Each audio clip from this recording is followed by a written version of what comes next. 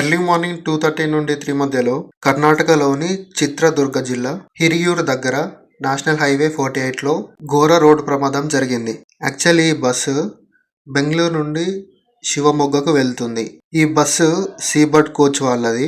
ఎదురుగా వస్తున్న ట్యాంకర్ డివైడర్ను దాటి బస్సును ఢీకొట్టింది. ఈ బస్సులో డ్రైవర్తో సహా 32 మంది ఉన్నారు. ఇందులో 20 మందికి పైగా చనిపోయారు. బస్సులో అబ్బాయిలు 14 మంది, అమ్మాయిలేమో 15 మంది ఉన్నారు.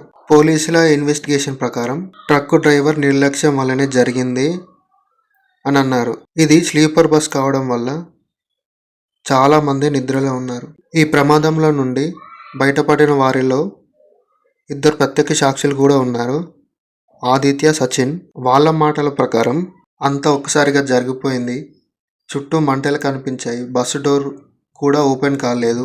గ్లాస్ పగలగొట్టి బయటికి రావాల్సి వచ్చిందన్నారు. ఇంకో విషయం ఏంటంటే పక్కన వెళ్తున్న ఒక స్కూల్ బస్ కూడా ప్రమాదానికి గురయ్యేది. ఆ బస్సులో 48 మంది విద్యార్థులు ఉన్నారు. ఐజీపీ రవికాంత్ గౌడ్ మాట్లాడుతూ స్కూల్ బస్ డ్రైవర్ అలర్ట్ ఉండడం వల్ల ఎలాంటి నష్టం జరగలేదు. ఆ ఘటన తర్వాత అక్కడ 30 కిలోమీటర్ల వరకు ట్రాఫిక్ జామ్ అయింది.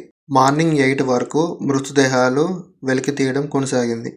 ఈ సంఘటనపై పీఎం నరేంద్ర మోడీ గారు మాట్లాడుతూ ప్రతి మృతుడి కుటుంబానికి 2 లక్షలు, గాయపడిన వారికి 50,000 ఇస్తామని ప్రకటించారు.